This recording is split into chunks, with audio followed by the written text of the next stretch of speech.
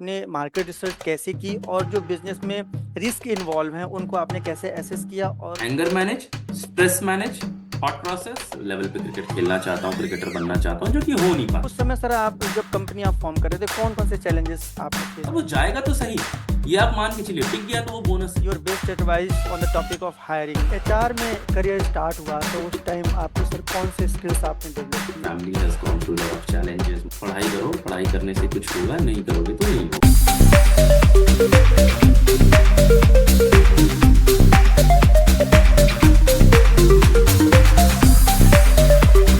अपने real business podcast में जहाँ पर हम बिजनेस के एक्सपीरियंस को कवर करते हैं सर, जहाँ पर जो न्यू एंटरप्रेन्योर्स हैं जो बिजनेस स्टार्ट करना चाह रहे हैं उनके लिए जो बिजनेस ऑलरेडी जिन्होंने एक्सपीरियंस किया हुआ है उनको उनको वो एक्सपीरियंस काम आने वाला है। तो हम्म। If you ready sir we can start this now. हाँ हाँ, श्योर।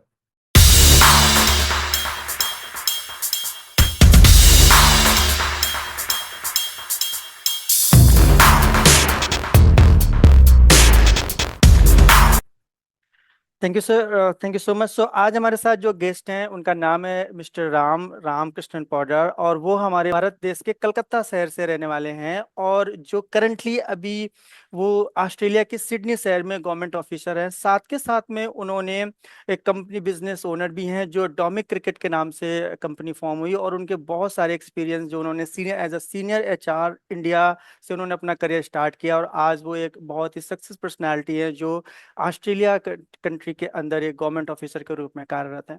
तो आज हम उनसे जानेंगे कि किस तरीके से उन्होंने अपने करियर को इस हाई तक पहुंचाया और साथ के साथ उन्होंने उनके बिजनेस के एक्सपीरियंस क्या है। साथ के साथ मैं आपको दोस्तों बताता हुआ चलूं वो एक बहुत ही अच्छे बिजनेस कोच और बिजनेस गाइड भी हैं जो हमें बहुत सारे एक्सपीरियंस साझा करने वाले हैं। तो शुरू करते हैं सर। सबसे पहले सर हम आपसे जानना चाहेंगे कि आपका बचपन कहाँ बीता, जैसे कि आपकी कलकत्ता में आपने यूनिवर्सिटी से आपने पढ़ाई की, उसके बाद में आपका जो आज जिस भी करियर पे आप हाइट पे हैं सर, इतनी सारी सक्सेस आपने अचीव करी, उसका आपके बचपन की परवरिश का आपके जीवन पर क्या प्रभाव पड़ा और कैसे आपने वहां तक की जर्नी से करी आपने तय करी, उसके बारे में सर आप साझा करें कुछ हमारे साथ। सबसे पहले तो thank you so much for having me, मुझे इनवाइट करने के लिए। और जो इज्जत आप, जो सम्मान आप मुझे दे रहे हैं उसके लिए बहुत बहुत शुक्रिया। और आई एम होपिंग आपका ये पॉडकास्ट सक्सेसफुल रहे और आप बहुत अच्छा काम कर रहे हैं। होपफुली मेरे जो आंसर्स होंगे, जो भी कंट्रीब्यूशंस होंगे, वो किसी तरह किसी के भी जो इस पॉडकास्ट को सुनेंगे और किसी तरीके से भी अगर उनको हेल्प हुई, even bye 1%, I would consider कि मेरा ये इंटरव्यू या जो हमारा ये डिस्कशन है ये हेल्पफुल रहा, सक्सेसफुल रहा। तो जो आपका सवाल है, यस, मैं कलकत्ता से हूँ। वैसे पीछे अगर देखा जाए तो मेरा जो संबंध है, जो मेरे पेरेंट्स हैं वो लोग बिहार से हैं।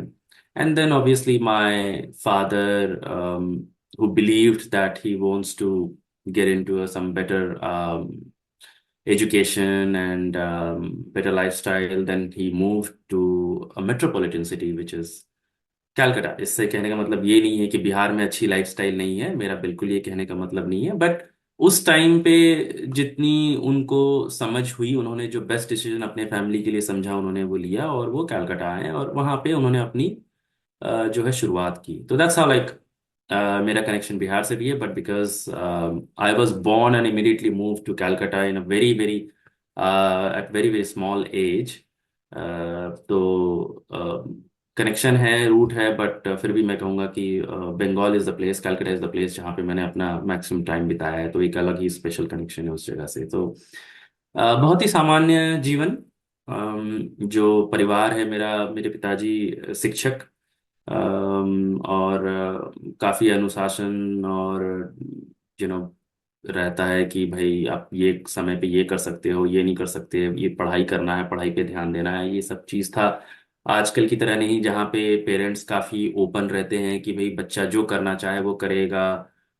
स्पोर्ट्स है तो स्पोर्ट्स में डालो, ये स्पोर्ट्स वो स्पोर्ट्स, 10 तरह के स्पोर्ट्स, ऐसा वैसा। उस टाइम तो ये रहता है कि भाई बच्चा बस पढ़ने में अव्वल हो जाए और किसी तरह से डॉक्टर इंजीनियर बन जाए फ्यूचर में, और दैट्स इट, करियर ये हो गया। तो उस तरह का ही सिंपल फैमिली एनवायरनमेंट था। पढ़ाई लिखाई करो, अपने पढ़ाई से काम रखो और कुछ नहीं, इस टाइप का। और आई थिंक अच्छा अच्छा बचपन था मेरा। जो चाइल्डहुड था, जो टीनेज था, it was good. Not very wealthily established family, but ये था कि काफी रूटेड थे हम लोग अपने घर के कल्चर से, या अपने जो सिचुएशन थे वो बहुत ज़्यादा कुछ फाइनेंशियली ऐसी नहीं थी। एक शिक्षक की कितनी आमदनी हो सकती है, और हमारे घर में टोटल हम लोग 6 लोग, अ, 3 भाई 1 बहन और पेरेंट्स। तो हाँ मतलब काफ़ी वैसी फैमिली थी जिसमें कि हाँ जद्दोजहद थी थोड़ी, बट एक नॉलेज जो हमारे अंदर इंटीग्रेट कर दिया गया था कि भाई पढ़ाई करो, पढ़ाई करने से कुछ होगा, नहीं करोगे तो नहीं होगा कुछ। ठीक है, तो बस ऐसा ही चल रहा था। आई थिंक वो एक स्ट्रगल जो रहता है, आप जब देखते हो, जो आप when you grow up and when you go past your teenage, आप जब एक मेच्योर आदमी बनने जाते हो, कॉलेज में जाते हो, and then you start thinking about, dreaming about कि मुझे एक जॉब करना है, मुझे पैसे कमाने हैं, my family has gone through lot of challenges, मुझे सपोर्ट करना है उसको फ्यूचर में। तो ये सब चीजें ना एक बेसिक बिल्टअप है आपके लिए।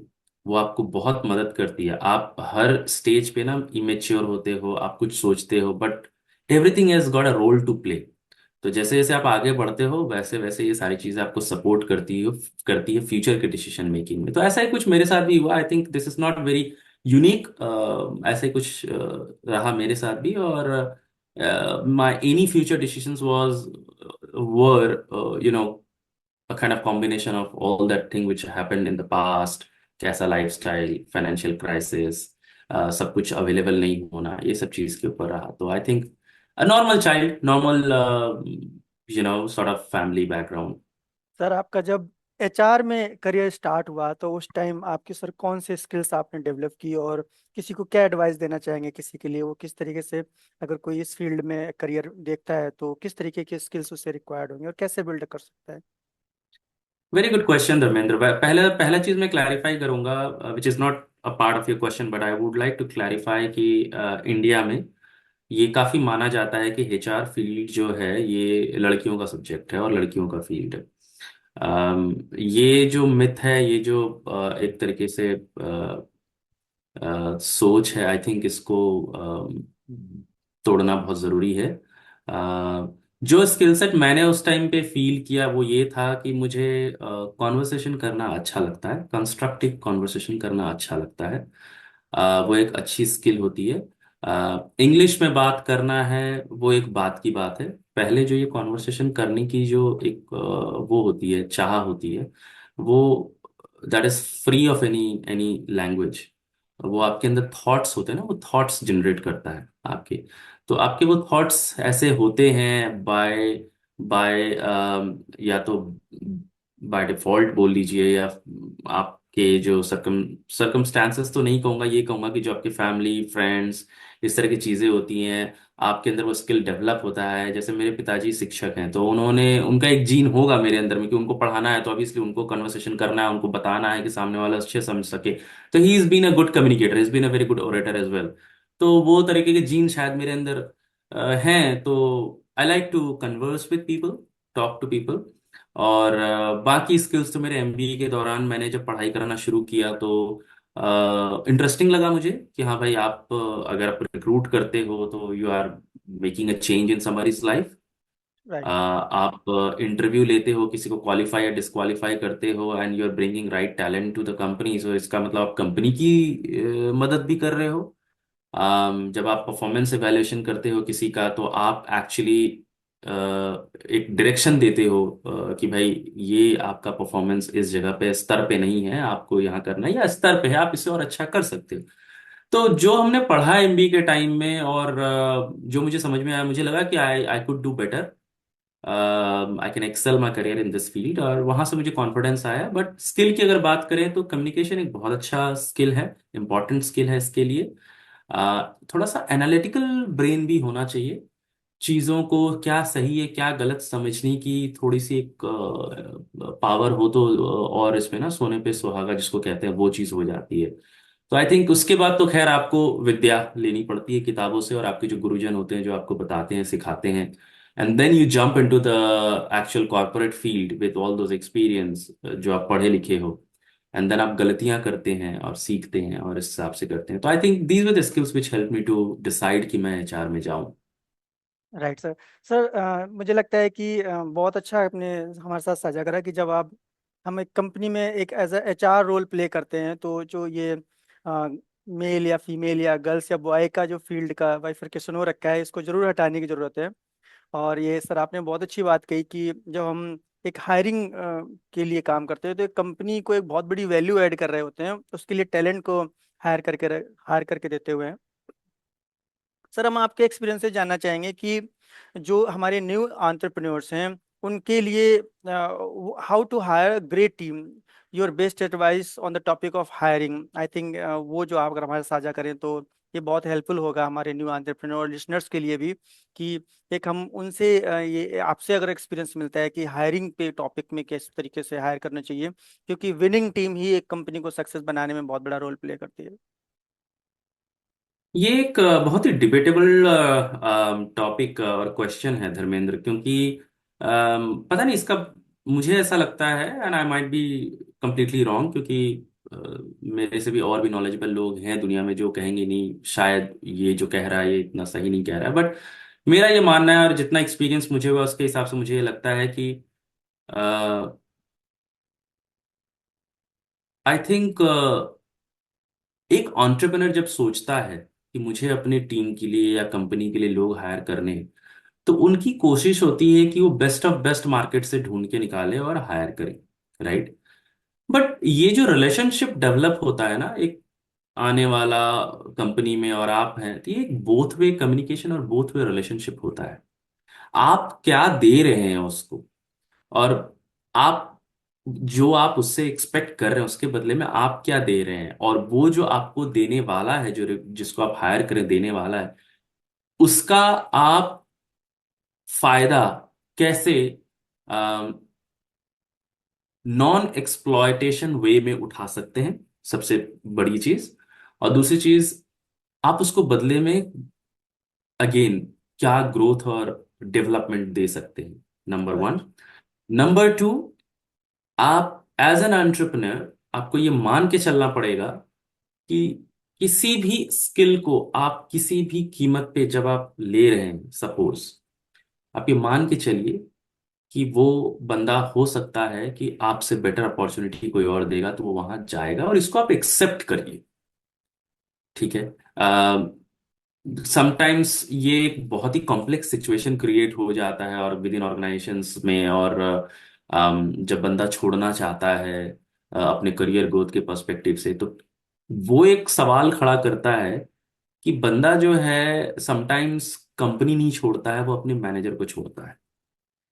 और समटाइम्स क्या होता है कि उसका मैनेजर अच्छा है, कंपनी अच्छा है, लेकिन उसको आगे और कोई ग्रोथ नहीं मिल रही है, इसका मतलब कंपनी से अब उसको जो चाहिए वो नहीं मिल रहा है, इसलिए भी छोड़ता है।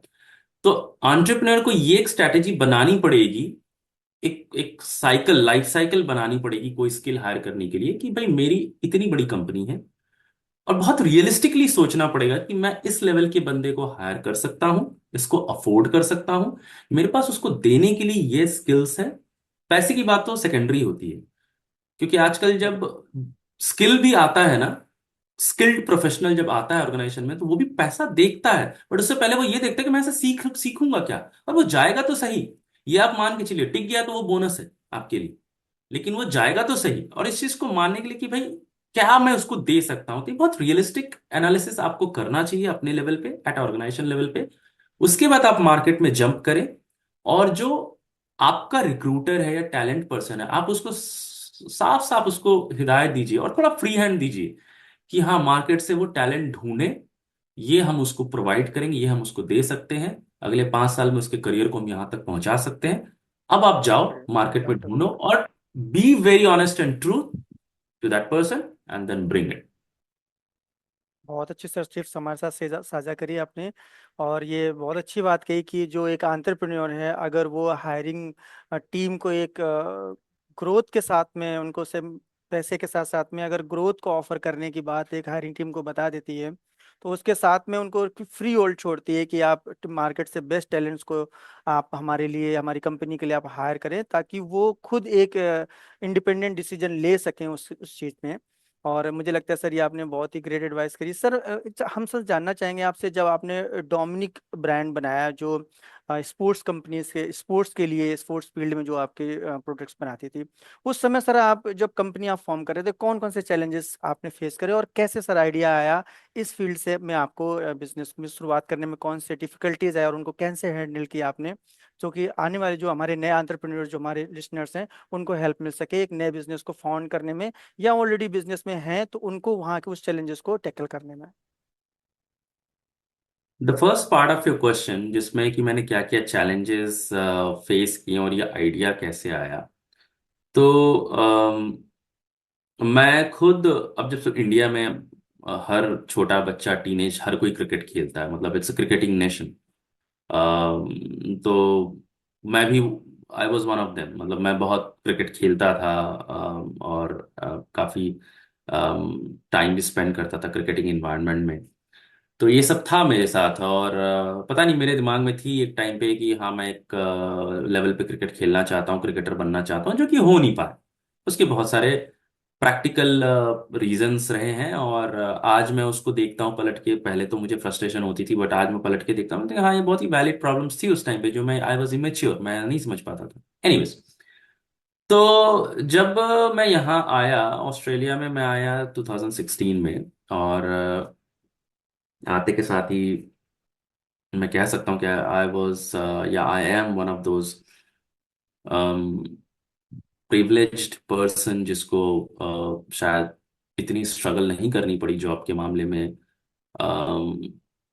वरना मैं जानता हूँ कि लोग यहाँ काफी स्ट्रगल करते हैं एक ढंग की जॉब ढूंढने के लिए। तो I was probably little bit lucky enough और प्रिविलेज कि मुझे गवर्नमेंट संस्था में मिल गई अपॉर्चुनिटी। तो यहाँ पे काफी अच्छा वर्क लाइफ बैलेंस रहता है। तो आपके अगर कुछ दिमाग में पैशन है, या कुछ आपके दिमाग में अलग से कुछ करने की इच्छा है, तो आप उसके लिए समय निकाल सकते हैं।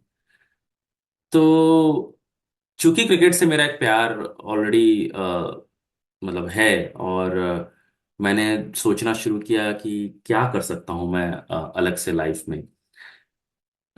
तो मैंने ये सोचा कि यहाँ पे एक कोर्स चलता है अंपायरिंग की। तो मैंने सोचा चलो ज्वाइन करते हैं, देखते हैं क्या है। थोड़ा पता किया तो बहुत अच्छा लगा। कोर्स ज्वाइन किया। कोर्स ज्वाइन करके उसमें क्लासेस होती हैं, 5 या 6 सेशंस होते हैं, फिर टेस्ट होते हैं, you have to qualify and then you become a umpire. और फिर आपकी प्रोग्रेस होती है, एक 8-10 साल की प्रोग्रेस होती है before you become an international umpire. तो मैंने ज्वाइन किया, 2 साल मैंने किया। बट उन 2 साल में क्या हुआ कि जब मैं मैच में जाता था हर वीकेंड पे अंपायरिंग करने के लिए, वो क्रिकेट ऑस्ट्रेलिया के द्वारा अपॉइंट किया जाता था। तो जब मैं जाता था तो उसमें ना, मैं प्लेयर्स को देखता था, प्लेयर्स की बातें सुनता था, प्लेयर्स से बातें करता था। तो मैं ये समझता था कि अ, काफी महंगी गियर्स खरीदते हैं वो, क्रिकेट गियर्स काफी महंगी खरीदते हैं वो यहाँ पे। राइट। और एक गियर्स को चलाते रहते हैं जब तक पॉसिबल हो। और हाँ, कुछ अमीर लोग हैं तो वो लोग करते हैं, लेकिन अदरवाइज मैक्सिमम जो है चीजें काफी महंगी हैं यहाँ पे, ऑब्वियसली। तो उस चीज में, क्योंकि बहुत कुछ एक्सपोर्ट या वैसे यहाँ इंपोर्ट ही होता है, मैक्सिमम चीजें इंपोर्ट होती है, तो इसलिए चीजें महंगी हैं यहाँ पे। तो मैंने कहा ये एक अपॉर्चुनिटी हो सकती है कि अगर जैसे मेरा इंडिया में अगर मेरी जान पहचान है जो क्रिकेटिंग गुड्स बनाते हैं, और उनसे थोड़ा नॉलेज लिया जाए कैसे करते हैं, क्या करते हैं, और ये स्किल थोड़ा, और भगवान की दया से मेरी कॉन्वर्सेशन जो है वो स्किल अच्छी है, मैं कम्युनिकेट अच्छा कर लेता हूँ, चाहे वो वाइट पीपल हो या हमारे देसी भाई लोग हों। तो उस हिसाब से जो मैंने एनालिसिस किया, मुझे समझ में आया कि हाँ, ये एक फील्ड है जिसमें कुछ किया जाता है। मे बी बहुत high paid sort of business ना हो, बट मेरा पैशन है क्रिकेट के प्रति, कुछ करूंगा। थोड़ा सा इसमें शाइन भी होता है, ब्रांड अगर नाम भी होता है, तो आई फील वेरी सेटिस्फाइड। तो ये सोच करके मैंने ये बिजनेस की शुरुआत की। जो भी बेसिक वर्क थे, चैलेंजेस की अगर हम बात करें तो यस, भरपूर चैलेंजेस थे। आपको एक पल को लगता था कि अरे बहुत ही स्ट्रेट फॉरवर्ड है, आप ये करो वो करो, आप रॉ मटेरियल के बारे में पता करो, प्रोडक्शन के बारे में पता करो और कर लो। बट देन जब when you jump into it, आपको हर एक दिन एक नया चीज जानने को मिलता है। Right. फिर आपकी रातों की नींद गायब हो जाती है। फिर आपको ना रात में सपने में सिर्फ वही चीजें आती हैं। फिर आपको स्ट्रेस रहता है ऑल टाइम कि यार ये करना है वो करना है। तो वो सब सीखने का मौका मिला कि आप अपने आप को कैसे मैनेज करोगे। फाइनेंशियल चैलेंजेस होती है क्योंकि एक कैपिटल रिक्वायरमेंट होती है आपकी किसी बिजनेस में, कैपिटल इन्वेस्टमेंट। आप ऐसे स्ट्रेट फॉरवर्ड इतना बड़ा रिस्क भी नहीं ले सकते कि एकदम डाल दिया पैसा और पता नहीं आएगा कि नहीं आएगा। तो उसके लिए जो एक स्टडी करनी पड़ती है वो मैंने स्टडी की। 100% स्टडी नहीं कर पाया, पूरा मार्केट स्टडी 100% नहीं कर पाया, जिसको लैक ऑफ नॉलेज कहते हैं, लैक ऑफ एक्सपीरियंस कहते हैं। वो फिर आप गलतियां करके ही सीखते हो। तो खैर वो सब चैलेंजेस थी, फाइनेंशियल चैलेंजेस थी, प्रोडक्शन रिलेटेड चैलेंजेस थी, क्योंकि हम मैं इंडिया के लेबर पे डिपेंडेंट था। तो एक कम्युनिकेशन गैप होता है, टाइम डिफरेंस था, जिसके कारण थोड़ा सा एक लैग क्रिएट होता था हमारे बीच में। तो वो एक था राउंड द क्लॉक। लाइक मैं सुबह उठा तो बच्चे हैं, बच्चों को स्कूल भेज दिया, ये कर दिया, ड्रॉप, यहाँ सब कुछ खुद ही करना पड़ता है। किया, उसके बाद ऑफिस शुरू हो गई। अब ऑफिस खत्म हुआ तो इंडिया का टाइम शुरू हो गया। फिर वहां से लेकर रात के 10:30 11 बजे तक बातें चल रही हैं, क्या हुआ प्रोडक्शन में, क्या आया, कब आया, क्या गलती हुई, सामान कब निकला, एक्सपोर्टर इम्पोर्टर। तो ये काफी सारे चैलेंजेस थी जो कि राउंड द क्लॉक चलती रहती थी। और फिर जब सामान आता था तो उसको लाना, हेल्प लेना, हायर करना, डंप करना, सेल स्ट्रैटेजी डिसाइड करना, ब्रांड एम्बेसडर ढूंढना, आपके प्रोडक्ट को कौन यूज करेगा, हलाना फलाना। There was a round of challenges and वो खत्म नहीं होने वाली होती है। क्यों? आप एक को शूट करते हो, दूसरा रेडी रहता है, दूसरे को शूट करते हो, तीसरा रेडी रहता है। आप कभी, अगर कोई ये कहता है कि मैं इतना प्री वर्क कर लूंगा कि नहीं चैलेंजेस आएंगे ही नहीं, तो वो शायद डे ड्रीमिंग कर रहा है वो बंदा। आप कितनी भी प्री वर्क कर लो, कितना भी आप प्रोएक्टिव हो जाओ, आपके एक्शन पे कुछ एक आएगा ही चैलेंज, और वो चैलेंज को आपको मैनेज करना सीखना पड़ेगा, जो ये सिखाया मुझे इस बिजनेस ने। Self manage, anger manage, stress manage, thought process, और कैसे मतलब स्ट्रेटजी से लड़ना, जूझना, ये सब। तो ये सारी चीजों का एक जर्नी रहा मेरा डोमिनिक ब्रांड का। सर, जैसा कि आपने बताया कि बहुत सारा कम्युनिकेशंस को आप मेंटेन करते थे। सबसे पहले तो मैं बताऊं, जैसा कि इस पॉडकास्ट शो का नाम जो है वो द रियल बिजनेस पॉडकास्ट है। और आपने जो भी सारे चैलेंजेस बताए वो एक्चुअली एक बिजनेस ओनर को फेस करने पड़ते हैं at the initial phase of any business. और वो आपने सच में रियल में हमारे साथ में उस एक्सपीरियंस को साझा करा, जो कि बहुत अच्छा लगा जान के। सर, मैं जानना चाहूंगा कि जैसे कि आपने कम्युनिकेशंस की बात करी और साथ में आप पर्सनल लाइफ और प्रोफेशनल लाइफ को, साथ में आप जॉब को भी मेंटेन करते थे, बिजनेस को भी आपने मेंटेन करा। इंडिया और ऑस्ट्रेलिया के टाइम जोन के डिफरेंस की वजह से कम्युनिकेशंस को मैनेज करा। तो we would like to know from you that how did you manage your personal life and professional life, and your best advice for the people how to manage the personal life and professional life. तो ये एक बहुत बड़ा challenge हो जाता है जब time difference हो जाता है, और काम करने का तरीका एक अलग होता है। हमारे इंडिया में एक काम करने का तरीका अलग होता है, और ऑस्ट्रेलिया में माइंडसेट लोगों की थोड़ी डिफरेंट होती है, उनका काम करने का तरीका अलग होता है। तो अब मैं क्या, एज अ सैंडविच, इंडिया और ऑस्ट्रेलिया के स्किल सेट या थॉट प्रोसेस के बीच में, अच्छा इधर करने से मुझे ऐसे मैनेज करना है, इधर करने से मुझे ऐसे मैनेज करना है। प्लस आपके जो फुल टाइम जॉब है, फिर फैमिली है, बच्चे हैं, वो सब हैं ही। तो आई थिंक ये शुरुआती जो दौर होता है, शुरू के आपके 1000 दिन, ऐसा कहते हैं, मैंने पढ़ा है कहीं पे कि 1000 दिन शुरू के आपको बिजनेस को देना चाहिए। प्लस मैं तो part time, as a part time business कर रहा था, not as a full time, क्योंकि फुल टाइम तो मैं जॉब कर रहा था। तो मुझे एफर्ट्स थोड़ी ज्यादा लगाने पड़ते थे। तो जो मैनेज करने का था वो सिंपल सा फंडा ये था कि जितना अपना जो कम्युनिकेशन होता था, मैं मेरे स्किल लेबर जो इंडिया में है, या मेरे जो लोग जो मुझे यहाँ हेल्प करते थे ऑस्ट्रेलिया में, बहुत ही सिंपल रखना चाहता था मैं। बहुत ही सिंपल तरीके से बात करता था कि ये मेरी एक्सपेक्टेशन है, और ये मैं आपसे चाहता हूँ कि आप ये कर दे। सेम चीज मैं यहाँ करता था कि ये मेरा प्रोडक्ट है, और ये मैं आपको दे रहा हूं और ये आगे आपको ऐसे करना है। सिंपल कम्युनिकेशन रखता था, उसमें ज्यादा हिडन कुछ भी एजेंडा नहीं रखता था। तो उससे मेरी लाइफ काफी इजी होती थी। दूसरा चीज ये होता था कि थोड़े से टाइम के बाद प्रोएक्टिवनेस सिखा देता था कि आप थोड़ा सा प्री वर्क कर लो, थोड़ा चैलेंजेस को ये कर लो, पढ़ लो पहले से कि हाँ ये चीजें होती हैं या ऐसा हो सकता है। एक स्टडी कर लो प्रॉपरली, अपने कॉम्पिटिटर की स्टडीज कर लो, वो कैसे। तो ये सब जो नॉलेज होती है ना, ये नॉलेज आपको प्रिपेयर्ड रखती है। तो इससे आपके जो पर्सनल लेवल पे जो चीजें चल रही होती हैं उसको मैनेज करने में आपको ज्यादा दिक्कत नहीं होती है। सपोज आप प्रिपेयर्ड नहीं हो और आप सडनली किसी बच्चे के बर्थडे पार्टी में कहीं गए हो, बच्चे के दोस्त के बर्थडे, वहां पे अचानक से कोई शॉकिंग न्यूज आया। आप अगर बहुत बड़े धैर्यवान इंसान नहीं हो या आपने ये चीजें झेल झेल के एक्सपीरियंस नहीं हुए हो, तो आप वहां उस जगह पे आप हिल जाओगे, आप सकपका जाओगे। आप थोड़े से मतलब क्या कहते हैं उसको, मोशनलेस हो जाओगे। मतलब अरे क्या करूं क्या ना करूं टाइप वाली सिचुएशन में फंस जाओगे। फिर आपका वो राइट। बर्थडे में ध्यान नहीं लगेगा, आपकी पर्सनल लाइफ वहां पे हैम्पर होगी। और आपको, आपके वाइफ को लगेगा, आपके परिवार को लगेगा, अरे ये इंसान तो मतलब यहाँ पर्सनल एरिया में भी प्रोफेशनल चीजों को लेके आ गया, अपने बिजनेस को लेके आ गया। तो ये जो प्रोएक्टिवनेस थोड़ी सी रहती है, वो हेल्प करती है आपको मैनेज करने के लिए। चैलेंजेस फिर भी आते हैं। तो आई सपोज ये सारी छोटी छोटी चीजें थी जो हेल्प की। और ये ऑनगोइंग रहती है। आपको बस सीखते रहना है, करते रहना है, सीखते रहना है, करते रहना है। जितना आप स्टडी कर सको, जितना आप प्रोडक्ट के बारे में नॉलेज ले सको, जितना आप कॉम्पिटिटिव एनालिसिस कर सको, और जो भी हो अपने टाइम को थोड़ा सा डिवाइड करना सीखना पड़ेगा। लाइक मेरे लिए शायद शुरुआती दिनों में ये पॉसिबल नहीं था कि मैं शाम का टाइम, जो कि इंडिया टाइम के साथ ओवरलैप होता था मेरा, कि मैं एकदम बंद कर दूं कि नहीं अब मैं कोई कॉल नहीं करूंगा इंडिया से, अभी कोई बात नहीं करूंगा, ये मेरा फैमिली टाइम शुरू हो गया है। शुरुआती दिनों में ये बहुत डिफिकल्ट होता है, बट ग्रेजुअली जैसे जैसे वो स्टैब्लिश हो रहा था, मैं भी उस चीज को थोड़ा थोड़ा कम कर रहा था। पहले अगर मैं 4 घंटे बातें करता था इंडिया से या फिर जो भी, उसको मैंने फिर 2 घंटे कर दिया था, फिर 1.5 घंटे, फिर 1 घंटे कर दिया था कि बस इसी 1 घंटे में, क्योंकि सब कुछ सेट हो गया है, सबको पता है मेरी एक्सपेक्टेशन क्या है। ये सेट करना बहुत जरूरी होता है।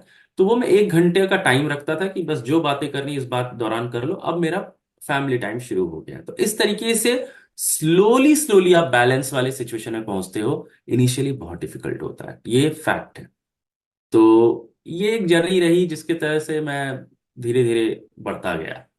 अच्छा सर, जैसे कि हमने एक बिजनेस को शुरुआत करने में चैलेंजेस की बात करी, तो उस टाइम पर सर आपने जैसे बताया कि मार्केट रिसर्च के बारे में बताया, और आपने जो बिजनेस में एक रिस्क जो इन्वॉल्व होता है उसकी रिसर्च के बारे में बताया।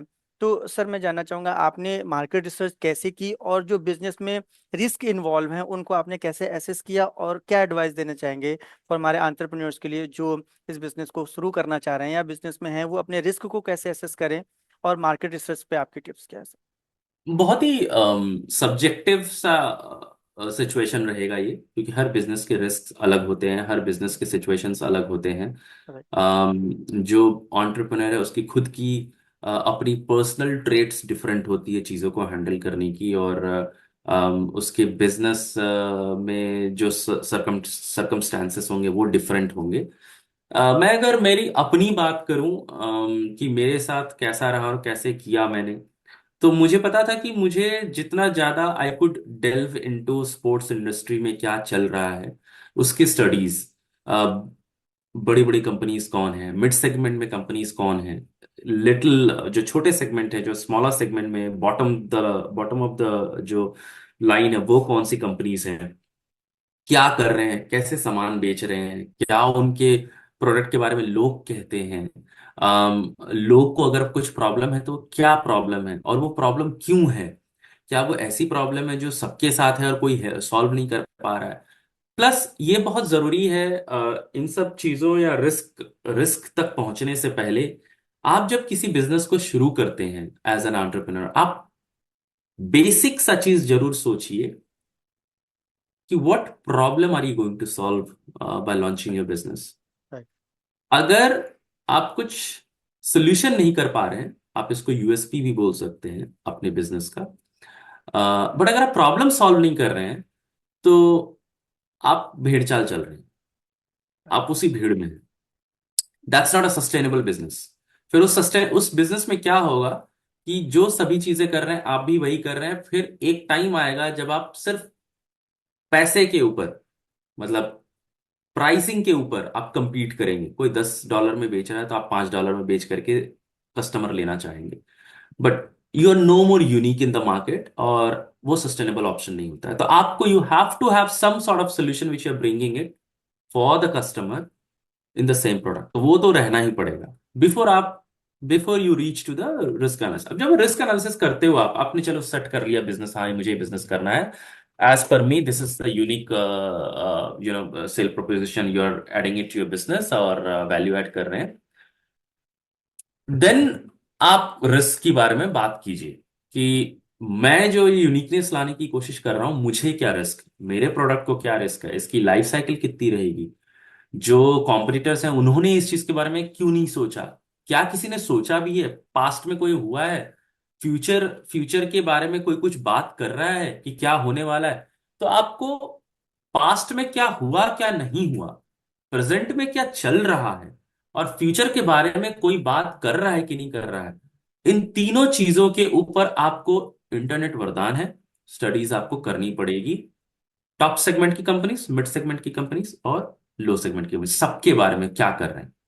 आपको बहुत स्पेसिफिक, आप क्रिकेट पकड़ रहे हो मान लो सपोज, तो क्रिकेट में बैट है, ग्लव्स है, पैड है, हेलमेट है, दुनिया भर की चीजें हैं। राइट। तो क्या आप सब कुछ प्रोडक्शन करना चाहते हो, या कोई एक चीज में आप अपना यूनिकनेस ला करके, जो मैं प्रॉब्लम सॉल्व करने की बात कर रहा हूं वो ला करके आप उसको लेके लॉन्च करना चाहते हो। तो ये सारी चीजें होती है जिसको आपको बहुत धैर्य के साथ, अवेयरनेस के साथ आपको स्टडीज करनी चाहिए अच्छे से। जितना आप टाइम दोगे स्टडीज में उतना आपका फ्यूचर चैलेंजेस कम होता जाएगा, बट इतना भी मत दो कि आपका जो है ना जहाज ही निकल जाए हाथ से।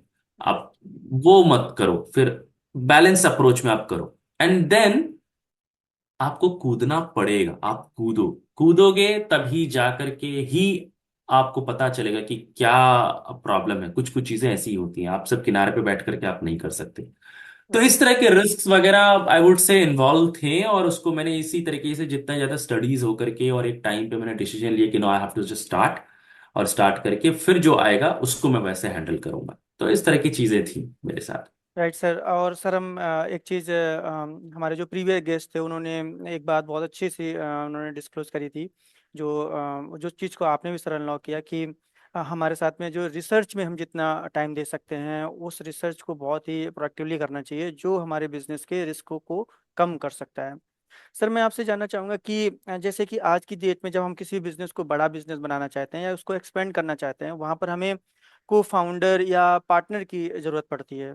तो सर हम जानना चाहेंगे कि कब हमें को फाउंडर चूज करना चाहिए और कैसे चूज करना चाहिए, और उसको हमें किस कौन सी टिप्स आप साझा करना चाहेंगे जिससे हम को फाउंडर को चूज करते समय हमें हेल्प मिल सके। मुझे नहीं पता कि मैं इसका सही जवाब दे पाऊंगा कि नहीं धर्मेंद्र, क्योंकि मैं उस पॉइंट तक पहुंचा ही नहीं था राइट। कि मुझे को फाउंडर की जरूरत पड़े। बट मुझे ऐसा लगता है कि को फाउंडर या पार्टनरशिप से ज्यादा ये इंपॉर्टेंट रहता है। मैं आपके सवाल का जवाब देने की कोशिश कर रहा हूँ from a different angle, from जी जी। Different point of view. Yeah sir. एक होती है पार्टनरशिप फर्म होती है, एक होती है सोल प्रोप्राइटरी जो एक अकेला बंदा चालू करता है, फिर जो राइट। आगे जाकर के पब्लिक लिमिटेड हो जाती है, ऐसा वैसा। मुझे ऐसा लगता है कि जिस दिन आपको लगता है कि आप ग्रो हो रहे हैं बिजनेस में, राइट, वो आपको फील आ जाता है।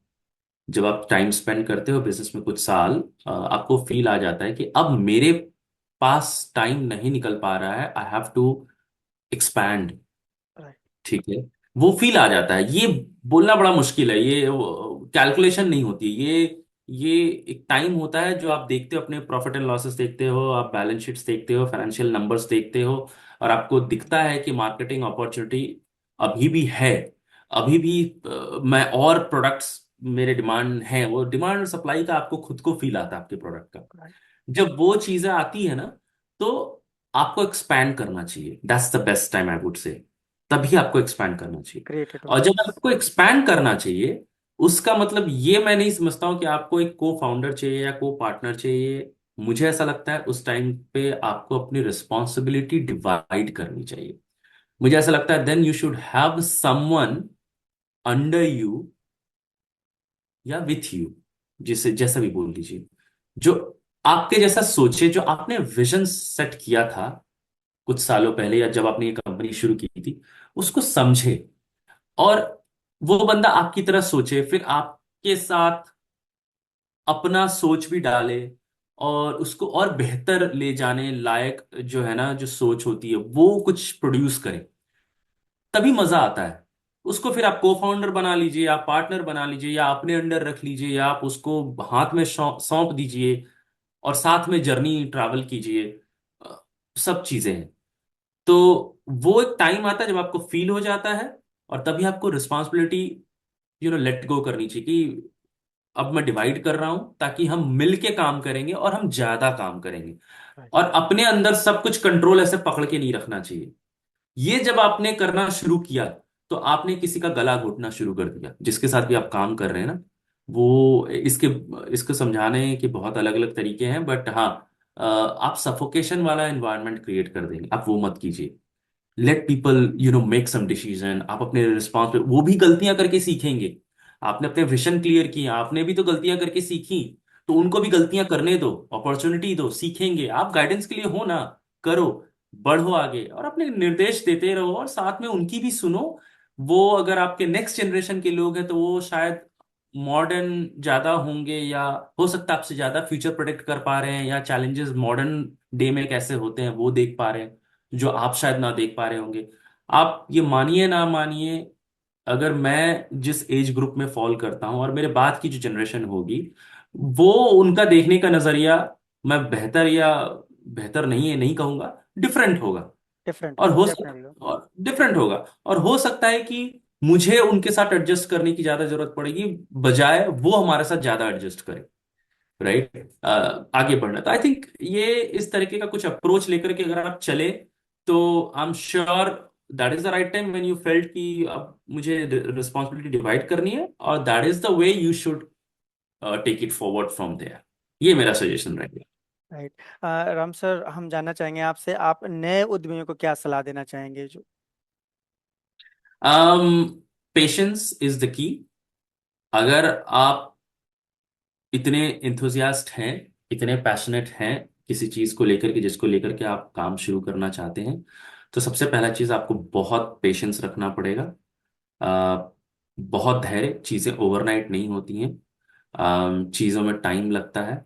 और आपको अपने आंख का जो है ना, ये हमेशा खुले रख। तो हाँ, patience is the key for a new entrepreneur. अगर आप इतने पैशनेट हैं, आप अपने किसी बिजनेस आइडियाज को लेकर के, जिसको आप डेफिनेटली आगे परस्यू करना चाहते हैं, तो जैसे मैंने एक बात कही थी कि आप क्या वैल्यू ऐड करने वाले हैं, अगर वो बिजनेस आप करना चाहते हैं, क्या यूनिकनेस आप लाना चाहते हैं, क्या प्रॉब्लम सॉल्व करना चाह रहे हैं, क्या वो रियली में प्रॉब्लम है, या किसी ने सॉल्व किया है, नहीं किया। तो आई थिंक ये सारी चीजों का तो जवाब आपके पास होना ही चाहिए, सबसे पहली चीज।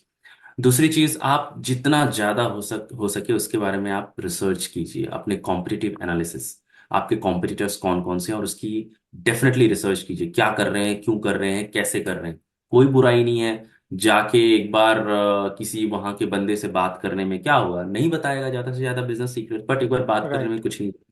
जाके राइट। बात कीजिए, पूछिए कैसे है? आप बोलिए मैं सीखना चाहता हूँ, मैं जानना चाहता हूँ। आजकल लोग बहुत ओपन माइंडेड होते हैं, बताते हैं, लोग सिखाते हैं। तो वो सब चीजें ट्राई कीजिए, और इवेंचुअली आपको समय सिखा देगा।